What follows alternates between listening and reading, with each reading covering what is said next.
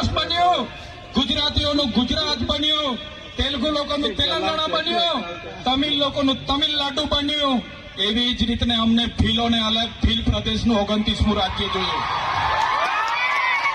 જય ભીલ પ્રદેશ! ભીલ પ્રદેશ અમને 29મું રાજ્ય ભીલોને આબાદી આપો, એની રાજધાની અમે કેવડિયા બનાવીને રહીશું. અમારી પાસે પાણી છે, વીજળી છે, કાકરાપા, નર્મદા. અમારી પાસે લિગ્નાઇટોની ખાણો છે રાજપાટીમાં, આમા ડુંગરમાં યુરેનિયમની ખાણો છે, છોટાઉદેપુરમાં રેતી નીકળે છે, જળ છે, જંગલ છે, જમીનો છે. અલગ રાજ્ય અમને આપી દો, અમે અમારા આદિવાસીઓનો વિકાસ કરી લઈશું. જે અમારો ભીલ પ્રદેશ હતો, દેશ આઝાદ થયા પછી આદિવાસીઓને વિભાજિત કરી દેવામાં આવ્યા છે. 13 જિલ્લાઓને મધ્યપ્રદેશ, 12 જિલ્લાઓને રાજસ્થાનમાં, 14 જિલ્લાઓને ગુજરાતમાં અંબાજીથી ઉમરગામ સુધી, 10 જિલ્લાઓ નંદુરબાર, નાસિક, પાલઘર સુધીના મહારાષ્ટ્રમાં લઈ જવામાં આવ્યા છે. આજે પણ અમારો મહારાષ્ટ્ર, મધ્યપ્રદેશ અને રાજસ્થાન સાથે અમારી સંસ્કૃતિ સાથે છે, પરંપરા હરકી છે, રીત ભાષા હરકી છે. આજે પણ અમારો રોટી બેટીનો વ્યવહાર છે. આજે પણ અમે એમની સાથે સાથે રહીએ છીએ. આજે અમને ભીલ પ્રદેશની માંગ કરીએ છીએ. આજે તમે જોઈ લો, આ ભીલ પ્રદેશનું વિભાજન કરવામાં આવ્યું.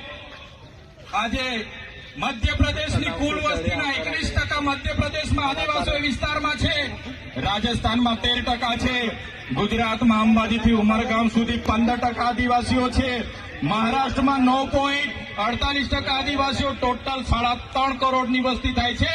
અમને અલગ ભીલ પ્રદેશ આપો, અમે અલગ અમારા લોકોનો વિકાસ કરીશું.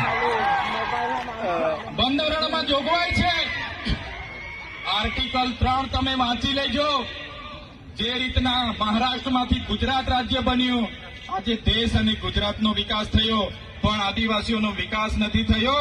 એટલા માટે અમે કહીએ છીએ કે અમેરિકામાં આપણા જેટલી વસ્તી નથી, છતાં પણ 50 રાજ્યો છે, જ્યારે ભારતમાં 28 જ રાજ્ય છે. તો 29મું રાજ્ય બનવું જોઈએ કે નહીં બનવું જોઈએ? બનવું જોઈએ. એની રાજધાની કેવડિયા હશે. આખું મંત્રીમંડળ અને મુખ્યમંત્રી, અહીંનું આખું અધિકારી ગણ, અહીંનું પોલીસ તંત્ર તમામમાં આદિવાસી હશે, તો જ અમારા આદિવાસીઓનો વિકાસ થશે.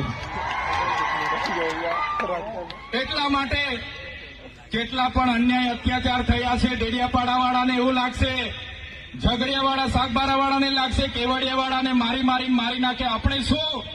પણ નહીં.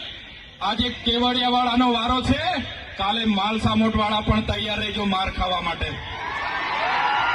એના પછી દેવ મોગરાવાળા તૈયાર રહેજો, બધાનો વારા પરથી વારો આવવાનો છે. એકલ દોકલ બધાનું કામ લેશે આ લોકો. એટલા માટે